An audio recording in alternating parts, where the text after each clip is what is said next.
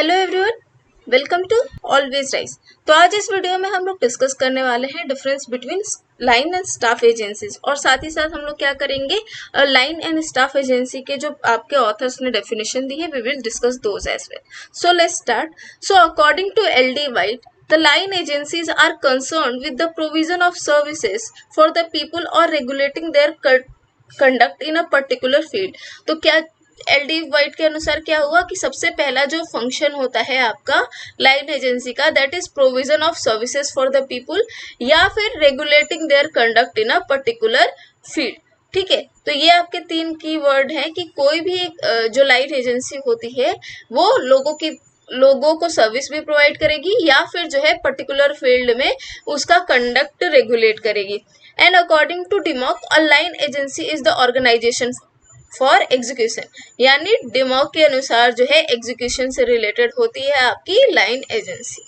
Okay, तो ये आपका कुछ नेचर ऑफ लाइन एजेंसीज है which is very very important. So see first, सबसे पहला है आपका each line agency carries out a major और primary objective of the organisation. जो कि आपका लाइन एजेंसी होती है उनका कोई ना कोई एक मेजर या प्राइमरी ऑब्जेक्टिव होता है जो कि वो लोग फुलफिल करते हैं in their organisation. For example, अगर डिपार्टमेंट ऑफ डिफेंस है तो what will it do, it will ensure the defence of the nation. अगर डिपार्टमेंट ऑफ एजुकेशन है तो it will ensure that everyone gets the education. तो ये क्या हो गया, ये एक पर्टिकुलर डिपार्टमेंट है, ठीक है, इनका कोई मेजर या प्राइमरी फंक्शन है and they are carrying out their function in the administrative organisation. Next question है, line agencies have authority to issue order. ठीक है, इनके पास ये अथॉरिटी होती है कि कोई भी ऑर्डर क्या कर सके, इशू कर सके। फॉर एग्जाम्पल, अगर डिपार्टमेंट ऑफ एजुकेशन है, they have come up with certain policies.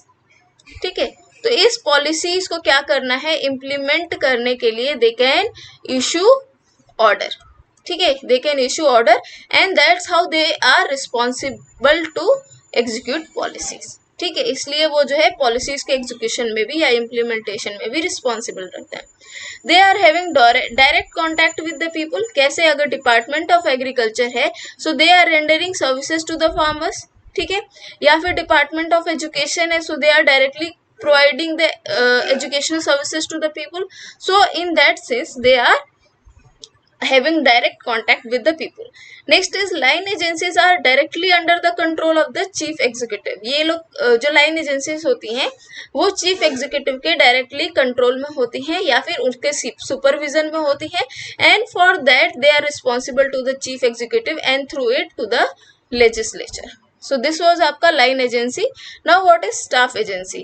तो according to Charles Worth, a staff officer is one who specializes in research, observation and study. At the same time, the staff officer draws up plans and proposal for approval by the top executive. तो यहाँ पे कुछ की word है। सबसे पहले कि एक स्टाफ ऑफिसर कौन सा होता है, जिसके पास कुछ स्पेशलाइजेशन होती है। ठीक है, और वो स्पेशलाइजेशन किस में हो सकती है, रिसर्च में हो सकती है, ऑब्जर्वेशन में हो सकती है या फिर स्टडी में हो गई। तो ये हो गया आपका स्टाफ ऑफिसर के बारे में कुछ चीजें जो कि आपकी होनी चाहिए अकॉर्डिंग टू चार्ल्स वर्थ। और at the same time the staff officer draws up plans, they draw up the plans and proposal जो कि आपके टॉप एग्जीक्यूटिव द्वारा क्या किए जाएंगे, अप्रूव किए जाएंगे। So they are actually secondary आपके एजेंसी जो कि आपके रिसर्च वगैरह कंडक्ट करती हैं and they make the policies. According to L D. White, a staff agency is an agency advisory to high ranking official but without operating responsibility। यानी जो आपके सपोज कैबिनेट मिनिस्टर्स होते हैं, ठीक है, उनको जो है उनके जो सेक्रेटरीज होते हैं या फिर प्राइम मिनिस्टर हो गए, प्रेसिडेंट हो गए, so they are having some cabinet secretaries as well. तो ये जो कैबिनेट सेक्रेटरीज हैं, what are they doing, they are advising to this high ranking official. लेकिन जो एडवाइस कर रहे हैं तो इनकी जो है कोई भी डायरेक्ट रिस्पॉन्सिबिलिटी नहीं रहेगी, डायरेक्ट रिस्पॉन्सिबिलिटी आपकी दिस हाई रैंकिंग ऑफिशियल की होगी। तो this was a definition by L D. White. Next is according to F.A. Cleveland, the staff agencies help the management to reach certain conclusion. तो staff agencies क्या होते हैं, वो जो भी मैनेजमेंट होता है उनको जो है कोई डिसीजन अगर लेना है तो they will give some data, they will give some research, they will give some study, जिसकी वजह से मैनेजमेंट जो है कोई भी एक डिसीजन या किसी भी एक कंक्लूजन तक पहुंच सकते हैं. So that was the definition by F.A. Cleveland. So what is the nature of staff agency? Staff agency performs secondary function in the administration. ठीक है. Staff agency do not exercise authority and command, जबकि line agencies करती हैं. Staff agencies do not directly deal with the people, line agency करती हैं. They are outside the line of command. Staff agencies do not have executive responsibilities.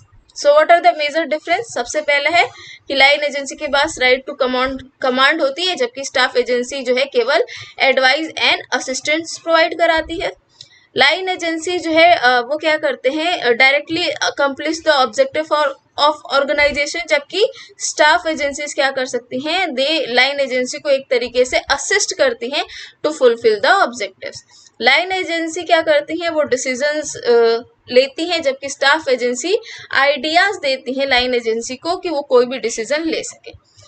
The function provided by the line are an end in itself, यानी इनके जो function होते हैं they are an end in itself, जबकि function जो आपकी staff agencies द्वारा provide की जा रही हैं those are the means to get that end. ठीक है, जैसे कि अगर कोई पॉलिसी है, ठीक है, सो दिस इज बिकम आपका मीन्स, तो ये क्या किसका हुआ, this will be of staff agency. और इस पॉलिसी को अगर इम्प्लीमेंट किया गया तो ये एक तरीके से क्या हो गया, ये एंड हो गया इन इटसेल्फ, एंड ये जो है आपका लाइन एजेंसी का फंक्शन हो गया. So while the function of lines are substantive, the functions provided by staff are supportive in nature. Line agency bear final responsibility for the result, लेकिन जो staff agency होती है उनकी खुद की कोई भी रिस्पॉन्सिबिलिटी नहीं होती है. एग्जीक्यूटिव जो है यानी लाइन एजेंसी है उनकी रिस्पॉन्सिबिलिटी होती है. Line agency remain in direct contact with the people, जबकि स्टाफ एजेंसी जो है they work from behind. Staff agency do not have any direct contact with the people. So that was all from my side. और अगर जो है आपको daily question चाहिए तो you can join this group UGC NET Political Science and Paper 1 PSIR by Ankita Gupta, and you can join this channel Always Rise UGC NET. This is an official Telegram channel for our YouTube channel and to help those who are preparing for this competitive examination. यहाँ पर आपको इसकी PDF मिल जाएगी. So that's all. Thank you so much.